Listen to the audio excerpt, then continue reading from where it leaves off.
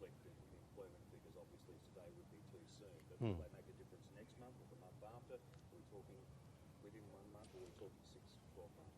Well, the economic environment's very fluid. So in the most recent job figures, and obviously predating today's numbers, we saw the unemployment rate fall from 7.5 down to 6.8%. That was the single biggest drop in 32 years. And we saw across the country 111,000 jobs being created, and jobs being created here in South Australia and across every state except, of course, Victoria, where they have been subject to the restrictions. Now, that surprised the market. The market was not expecting the unemployment rate to fall as it did. In the budget papers, I printed a number that said we would expect the unemployment rate to actually rise before the end of the year to around 8%. The reason being is you've still got a very difficult situation in Victoria with jobs being lost in that state.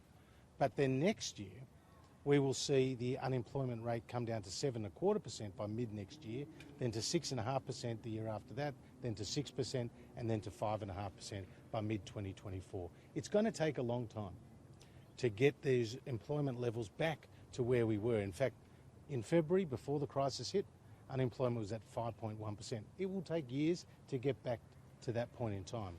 But what we're doing in this budget is providing every possible support to ensure that businesses can get to the other side and that young people and older people and right across the economy that workers can stay employed. Trevor, when can we expect people to start seeing money in their bank accounts from this tax cut?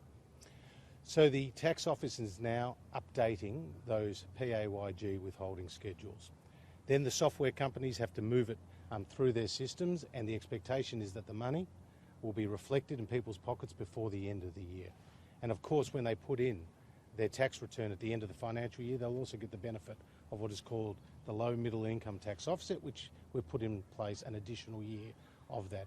So if you're earning $60,000 here in Adelaide, you're a nurse, you're a teacher, you're a tradie, you will pay $2,160 less tax this year compared to before our plan was rolled out.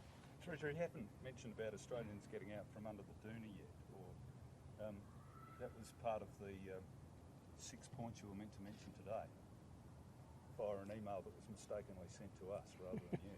Well, as you know, both sides of politics have sometimes seen that morning note go far and wide, in this case to the media. What I do know about that note is it sends the very clear message that the Australian government is focused on creating jobs, and that we have the economic plan to do so. That was outlined in the budget, and we'll continue to roll that out and get Australians back into work.